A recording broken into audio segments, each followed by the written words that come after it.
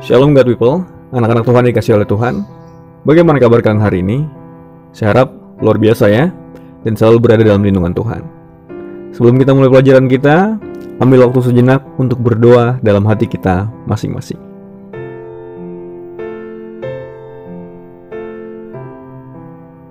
Amin. Pelajaran kita hari ini berjudul Hidup Berpengharapan. Setelah kita belajar hidup beriman, kali ini kita belajar untuk pelajaran yang kedua, bab kedua, hidup berpengharapan. Dan ayat inti kita yang akan kita pelajari terdapat dalam 2 Korintus 4 ayat 8. Isinya sebagai berikut. Dalam segala hal kami ditindas, namun tidak terjepit. Kami habis akal, namun tidak putus asa. Baik, saya akan menceritakan pengalaman yang pernah saya alami pada saat saya kuliah dulu. Jadi suatu hari saya dan teman-teman kuliah saya melakukan kegiatan perkemahan dengan organisasi kami. Kami di dalam acara tersebut mengadakan jurik malam pada malam harinya. Jadi jurik malam itu adalah kegiatan pos ke pos untuk menguji pengetahuan dan juga mental dari anggota dari organisasi kami. Rute yang kami buat itu bukan rute yang biasa. Jadi harus mendaki, menurun, melewati hutan. Ya, sangat sulit. Saat itu saya bertugas sebagai seksi P3K. Jadi kalau seksi P3K berarti mengurusi kesehatan teman-teman saya. Ya, saat itu kalau seksi P3K berarti dia harus berkeliling dari pos yang satu ke pos yang lainnya untuk mengecek apakah teman-teman kami dalam keadaan sehat atau sakit, supaya kami mengurusi dia, mungkin memberi betadin atau memberikan obat supaya tidak terjadi masalah kepada mereka. Nah, rute yang kami pilih yang tidak mudah itu, kami tiba pada jalan di mana saya dan teman-teman saya yang seksi P3K juga melewati sebuah daerah yang berlumpur. Jadi saya pikir itu adalah lumpur hisap. Untungnya saya nggak sendirian. Saya sama teman-teman saya dan kami saling tolong-menolong supaya bisa lewati lumpur itu dengan baik. Karena kami sudah lewati lumpur itu, maka sepatu saya jadi kotor, licin, dan tidak nyaman buat dipakai. Karena nggak nyaman buat dipakai, jadi saya putuskan untuk menukarnya dengan sendal. Tapi sendalnya ada di tenda utama. Akhirnya saya pulang dulu ke tenda utama untuk mengambil sendal, memakai sendal. Lalu setelah saya ambil sendal di tenda utama, saya kembali lagi ke tempat, ke pos di mana teman-teman saya menunggu.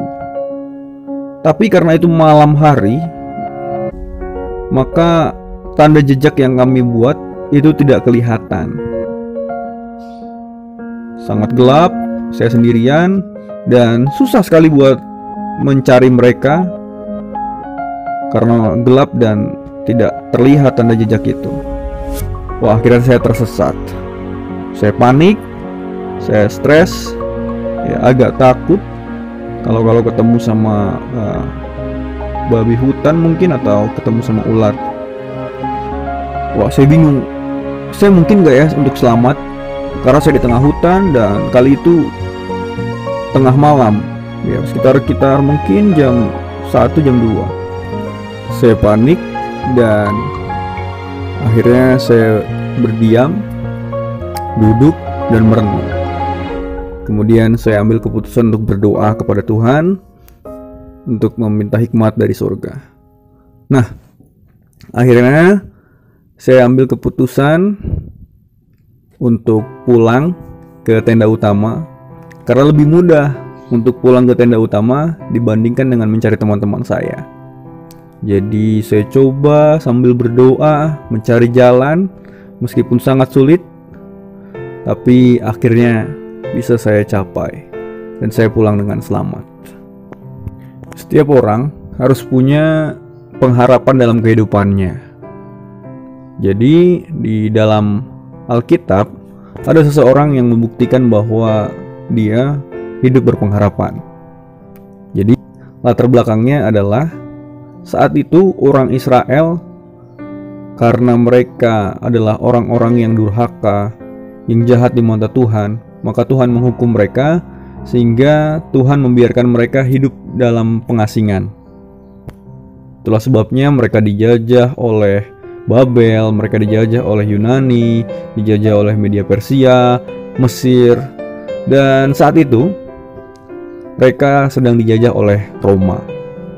Nah, karena mereka dijajah oleh Roma, mereka merasa bahwa mereka ditinggalkan oleh Tuhan.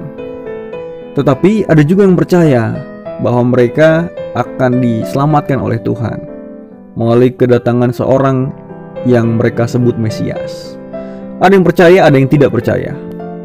Kali itu ada seorang yang sudah tua, dia menerima janji itu dan percaya akan janji itu, punya pengharapan bahwa akan terkabul. Nama orang tua itu adalah Simeon. Dia percaya bahwa suatu hari akan lahir juru selamat yang akan menebus dosa manusia. Lukas 2 ayat 25 katakan, orang benar dan saleh yang menantikan penghiburan bagi Israel. Inilah julukan bagi kakek tua itu, julukan bagi Simeon. Dia adalah orang yang menantikan penghiburan. Berarti dia adalah orang yang punya pengharapan. Meskipun orang lain tidak percaya lagi akan kedatangan Mesias, tetapi dia tetap percaya sampai dia tua dan akhirnya dia mati. Ya. Setiap orang butuh pengharapan untuk hidup. Ingat hal tersebut. Setiap orang butuh pengharapan untuk hidup.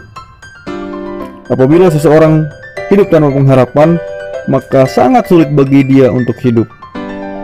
Banyak orang yang hidup tanpa pengharapan akhirnya memutuskan untuk bunuh diri. Mungkin hal sepele yang dialami seperti diputuskan oleh pacar, dia stres, lalu dia putuskan untuk bunuh diri. Nah, Alkitab katakan dalam Ibrani 6 ayat 19 bahwa pengharapan itu adalah sauh yang kuat dan aman bagi jiwa kita yang telah dilabuhkan sampai ke belakang tabir.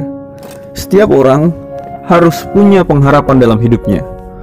Dia dilambangkan seperti sebuah kapal yang harus mempunyai jangkar. Ya, sauh itu adalah jangkar. Jadi, apabila seseorang hidup tanpa pengharapan seperti sebuah perahu atau sebuah kapal tanpa jangkar, sauh yang, coba bayangkan sebuah kapal tanpa jangkar, maka yang terjadi dengan dia ketika berhenti, maka akan terombang-ambing, tidak jelas, terbawa angin, sehingga bisa saja menjadi karam atau terkena batu karang karena dia tidak tahu kemana dia bertahan. Ya, setiap orang harus punya pengharapan supaya dia bisa bertahan hidup. Manusia tanpa pengharapan adalah manusia yang mati. Ya. Nah, sekarang kita melihat apa yang terjadi dengan yang dialami oleh orang-orang di zaman Paulus. Seperti yang dituliskan oleh ayat inti kita dalam 2 Korintus 4 ayat 8, bahwa mereka dijepit, mereka ditindas, tetapi mereka tetap memiliki asa atau pengharapan, sehingga mereka tetap bertahan untuk hidup. Ya, kita juga sebagai orang-orang beriman, sebagai pengikut Yesus, maka kita harus mempunyai pengharapan dalam kehidupan kita. Karena pengharapan itu adalah keyakinan bahwa pada saatnya hal-hal yang baik akan terjadi, baik cepat maupun lambat. Ya. Pengharapan itulah yang memungkinkan kita untuk menjadi orang-orang yang tetap berusaha dan tekun berdoa. Manusia yang hidup tanpa pengharapan sangat rapuh. akan mudah berputus asa dan meratapi nasibnya. Dan seperti yang sudah saya katakan tadi, tidak jarang ada yang ambil keputusan untuk bunuh diri. Dan sumber pengharapan itu adalah Tuhan kita sendiri. Karena Tuhan adalah Tuhan yang baik, yang tidak akan pernah mengecewakan kita. Oke, sekarang sebagai tugas kalian, maka kalian harus membuat sebuah video yang menceritakan satu pengalaman atau kesaksian di mana kalian membuktikan hidup berpengharapan. Dan kalian bisa kirimkan itu ke Google Classroom. Ini saja pelajaran kita akan tutup dengan berdoa. Bapa kami di surga, Tuhan kami yang baik, terima kasih Tuhan untuk pelajaran yang kami pelajari, supaya kami menjadi orang-orang yang mempunyai pengharapan dalam kehidupan kami. Dan kami percaya Tuhan adalah pengharapan kami, sehingga kami akan hidup dengan baik, bertumbuh untuk menjadi lebih baik dan lebih dekat kepada Tuhan. Terima kasih Tuhan Yesus, kami berdoa di dalam nama Yesus Kristus, Tuhan dan Juru Selamat kami. Amin. Baik, sampai sini pelajaran kita. Jangan lupa kerjakan tugas kalian dan kirimkan ke Google Classroom. Terima kasih sudah memperhatikan dengan baik. Tuhan Yesus memberkati.